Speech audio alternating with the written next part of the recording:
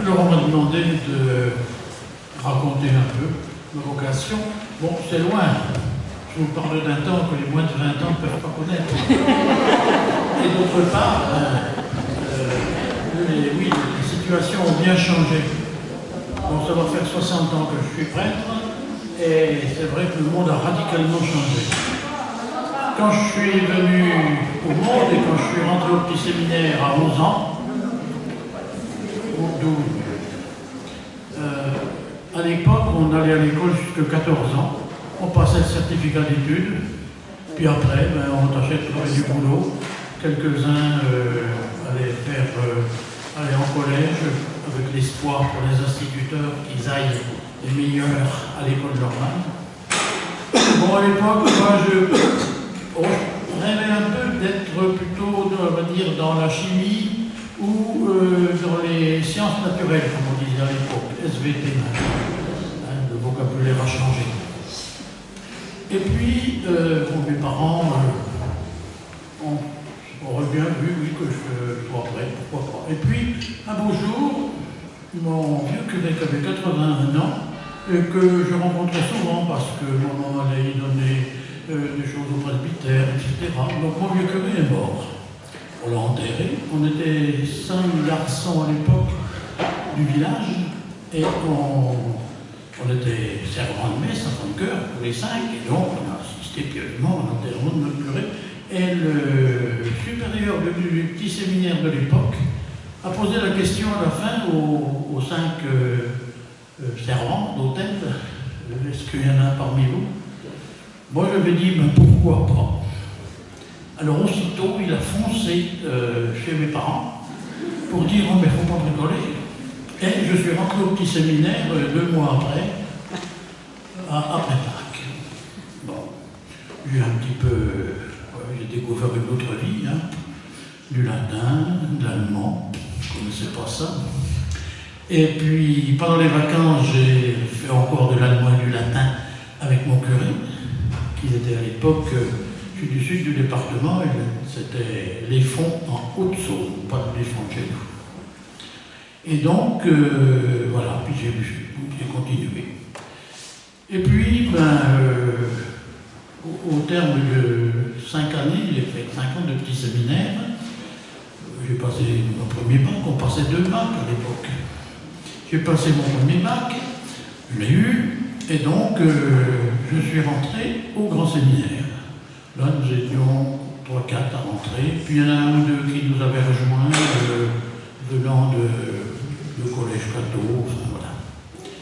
Et puis, ma foi, au bout d'1 an, le grand séminaire de Langres a fermé, donc on est parti à Châlons-sur-Marne, qui s'appelle maintenant Châlons-en-Champagne. Oui, tout est changé. Et donc, là, j'ai fait encore 2 années de grand séminaire, et puis, je suis allé faire mon service militaire.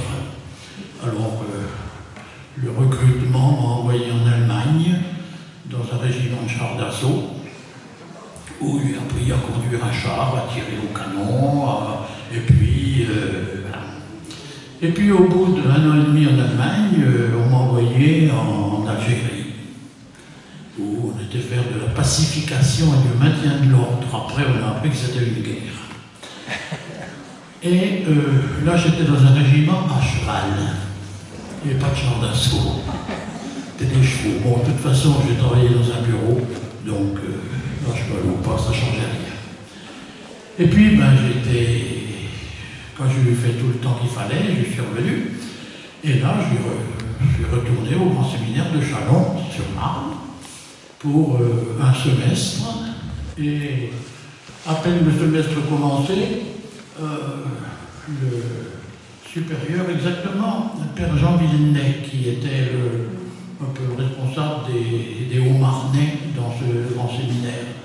Le père Jean Villeneuve, donc, m'accroche et me dit, voilà, faudrait que tu ailles faire des études à Rome. Oula, c'est loin l'Italie. Hein? Bon, voilà, alors, et puis bon, tout était prévu, hein. Alors c'est tout, je suis allé à Rome.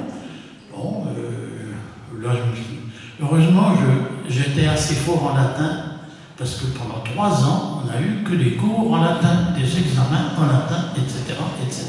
Bon, là-dessus, c'était pendant le concile. Et vous savez que le concile, il a quand même changé pas mal de choses. Enfin, il a essayé de changer pas mal de choses, tout va pas marcher. C'est souvent comme ça. Et puis donc, en rentrant, au bout de 3 ans, j'ai donc été... Alors, je me disais, oui, je vais être vicaire en ville quelque part, peut-être chargé des jeunes d'un collège ou des choses comme ça. Et qu'est-ce que je reçois comme lettre de l'évêque? Que j'étais nommé aumônier du lycée de Chaumont. À l'époque, il n'y avait qu'à Chaumont, il y avait un lycée. Les autres, c'était des collèges. Et puis, le lycée de Chaumont, il y avait eu des aumôniers prestigieux avant moi. Bon, c'est tout, on va y aller. J'ai été faire une session pour apprendre quand même comment on pouvait être aumônier dans un lycée. Et puis, ben, j'y ai passé 5 ans. Ensuite de quoi, j'ai été nommé vicaire à Châteauvillain. Pour 5 ans. Ça changeait un peu, j'étais plus du tout, hein, on passe de ville, voilà. J'étais pas tout seul, on était 3 prêtres. J'étais particulièrement chargé de Brault-Châtel, et puis de Bricon, etc.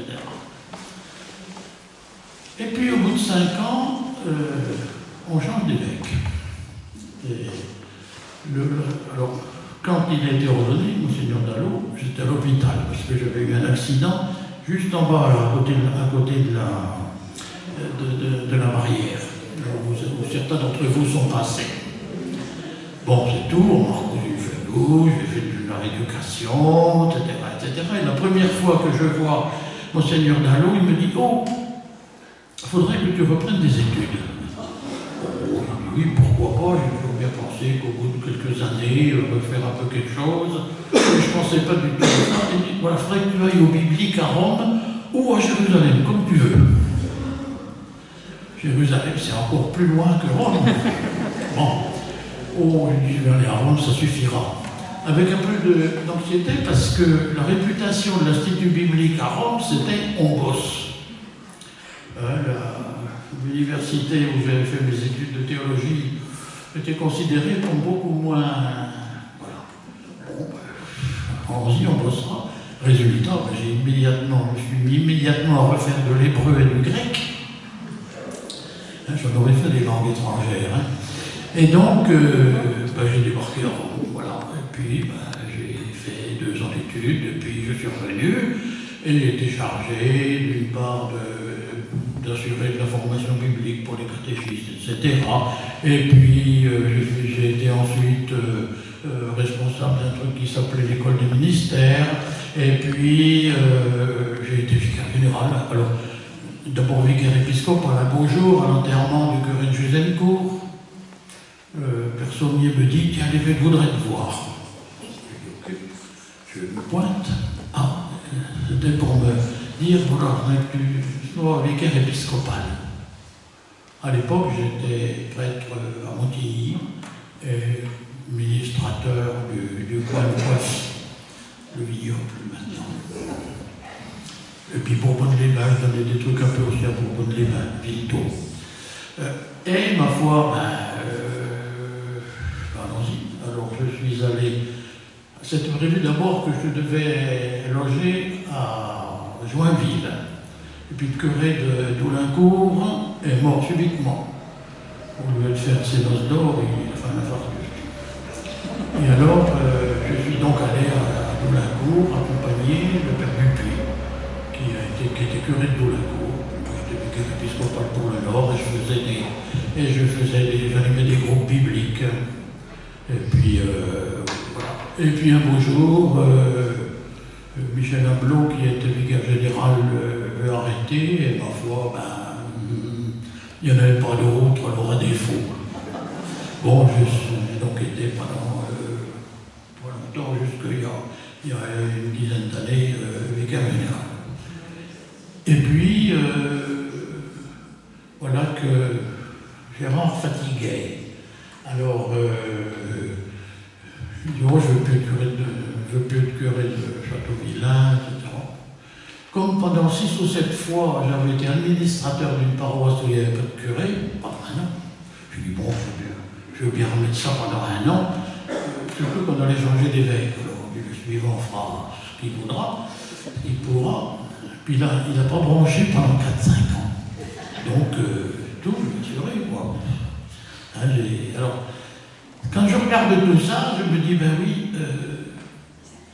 j'ai jamais fait ce à quoi j'avais pensé. On m'a toujours demandé de faire des trucs à quoi je ne pensais pas. Bon, je ne regrette rien. Je ne regrette rien parce que, alors, quand je revois des jeunes que j'ai connus il y a 50 ans, hein, quand je revois des gens, je me dis, ben, finalement, j'ai eu une belle vie. J'en souhaite autant, enfin, pas forcément le même genre, le même style, mais j'ai eu finalement beaucoup de joie. Alors, le problème, c'est comme tout, c'est après. Hein, c'est quand ça fait 4-5 ans que c'est fini qu'on se dit, ah tiens, il y a eu ça, il y a eu ça, il y a eu ça. Genre, bon, j'ai jamais été historien. Donc, les trucs du passé, je sais pas bien les manifester, mais bon, ça revient, et voilà. Et ben, le hasard des choses a fait que me revoilà ici. En compagnie de Gérard, que je connais quand même depuis. Parce que Gérard, il a été ordonné l'année où j'ai fait mes 25 ans de sacerdoce. Ça fait 35 ans. Ça va faire 30 mois, ça va, vous voyez, c'est ça. Donc on a 25 ans de décalage, et tant que ça durera, on aura 25 ans de décalage. Voilà. Bon, je ne sais pas si c'est ça que vous vouliez que je dise. Moi, je vous ai dit ce qui était. Et alors, c'est vrai que les choses ont changé. Alors ça, je me souviens, j'ai vécu 68. À beaucoup, ça dit rien, 68. Mais aux vieux, ça dit quelque chose. Hein. 68, les sociologues nous disaient, le changement qu'on est en train de vivre, c'est l'équivalent, il n'y a jamais eu d'aussi grand changement depuis l'arrivée des barbares au 5e siècle. Les barbares, ça ne veut pas dire des gens dingues. Hein. Les barbares, c'est des gens dont on ne comprend pas la langue. Et aujourd'hui, c'est vrai qu'il y a plein de gens dont on ne comprend pas la langue parce qu'on ne la parle pas. Il faudrait qu'on l'apprenne. Mais je n'ai jamais été très doué non plus en langue étrangère. J'en ai fait, ça oui, mais c'est tout. Bon, il paraît que vous pouvez poser des questions, mais si vous n'en avez pas... On va écouter Gérard, puis après on fera. Et puis voilà. Alors tu peux aller t'asseoir parce que vu ton grand âge, tu commences à fatiguer. Non, il a dit qu'il était fatigué, c'est vrai qu'il a des petits problèmes de santé depuis quelques années. Enfin, bon, je suis là. Alors vous allez voir, mon histoire est totalement différente. Parce que, si vous voulez, j'ai eu une vie antérieure.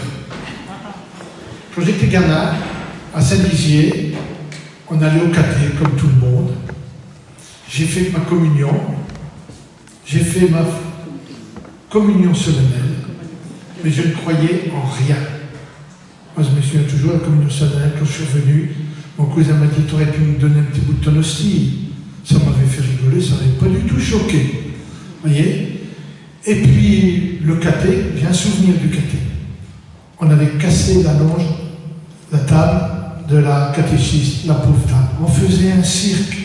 Caté, aucun souvenir. Rien du tout, rien du tout, rien du tout. Et puis donc, une première vocation, tout petit, moi je voulais instituteur. J'ai été instituteur pendant 13 ans. Et j'ai terminé mon métier d'instituteur à Nogent. À Nogent, quand j'y suis arrivé, je connaissais personne, mais il y avait un lieu important, le café. Le café de Paris avec la tenancière qui était remarquable, elle avait un sens de l'accueil. Et puis, bon, j'y allais de temps en temps. Je ne pouvais pas recevoir dans ma chambre ni manger. Alors, bon, restaurant, j'arrive dans un restaurant, il y avait des assiettes tout partout. Non, monsieur, c'est réservé aux pensionnaires. J'y retourne la semaine d'après, prendre un apéritif, puis elle me dit « Maintenant, je vous connais, si vous voulez, vous pouvez manger. » Ben oui, ben c'est comme ça. On me disait, pour être nogentais, il faut y être depuis 11 ans. Voilà. Donc, et à Nogent, j'ai créé une maison des jeunes.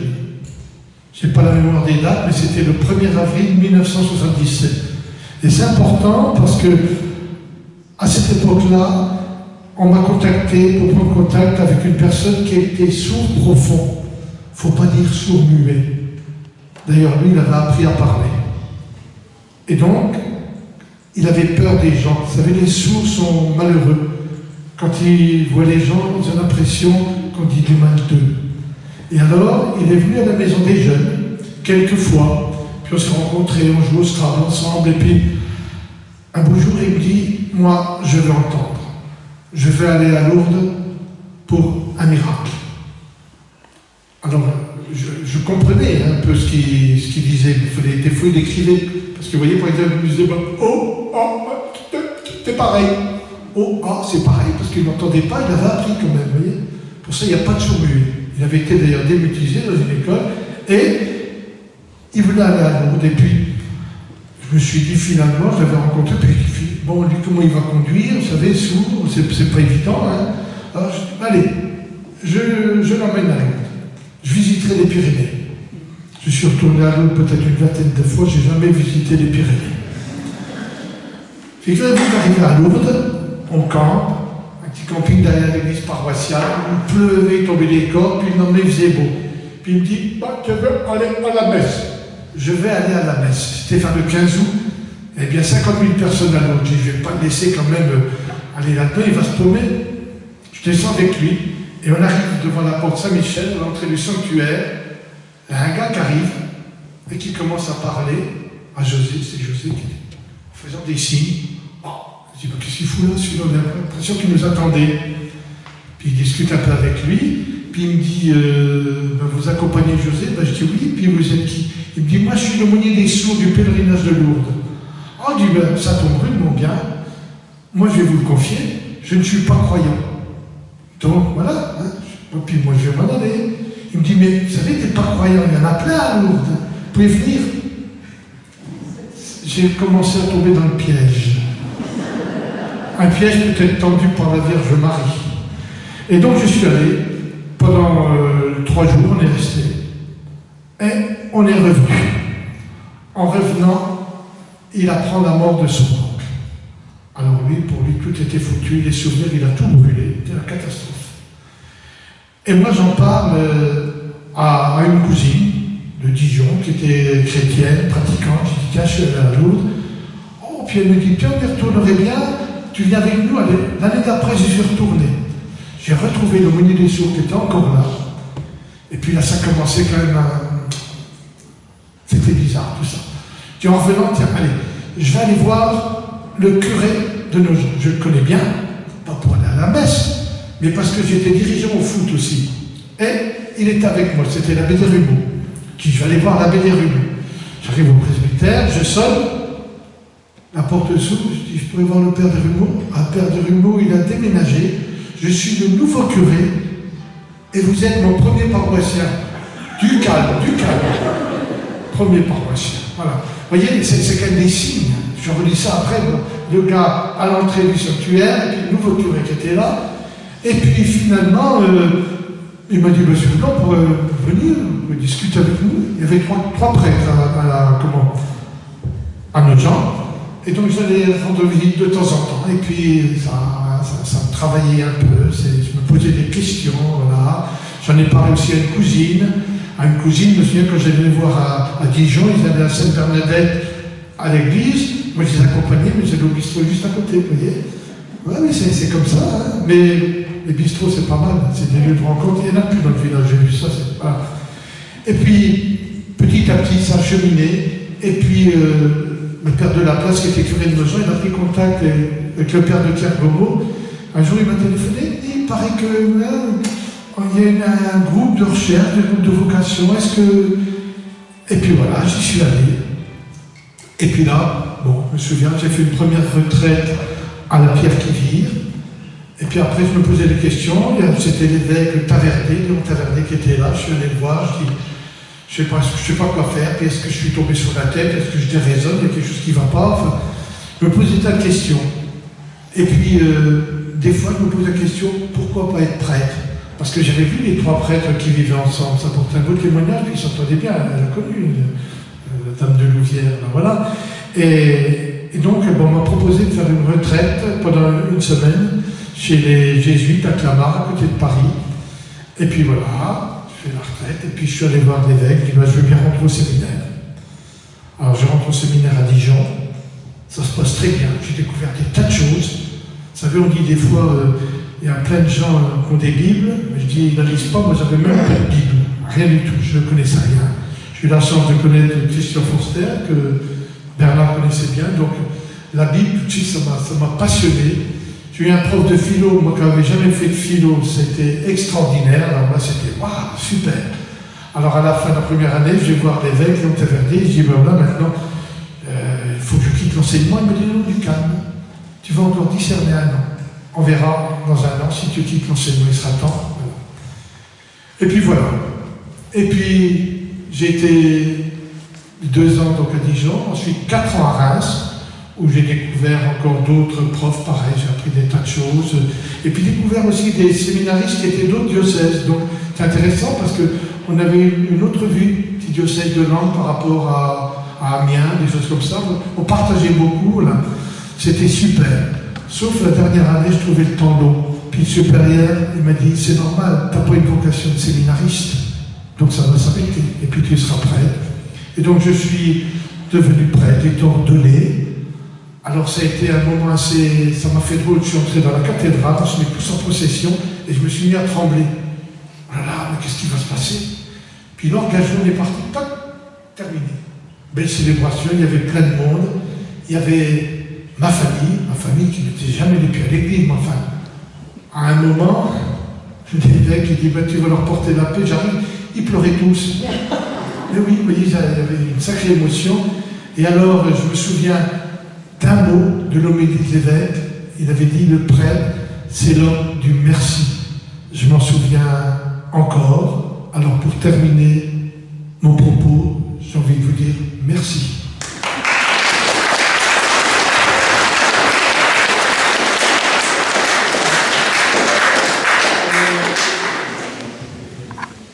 Voilà, eh bien, merci pour ces beaux témoignages. Je crois qu'il est temps que nous allions manger. Donc, François-Xavier a encore une petite annonce. Avant, on va tous, ou presque tous, aller manger. Pour ceux qui veulent récupérer les voitures, et en particulier ceux qui partent sur Reims, on va faire là tout de suite une première petite rotation de voitures. Voilà, on ira un peu plus vite à manger que les autres. Mais ça permettra de ne pas trop tarder sur le départ de la marche tout à l'heure. Donc n'hésitez pas à venir vers moi. Et puis s'il y a 1 ou 2 personnes en plus, qui ont une voiture et qui peuvent faire un petit tour à partir d'ici, soit là, soit après le repas, ça nous aidera. Merci.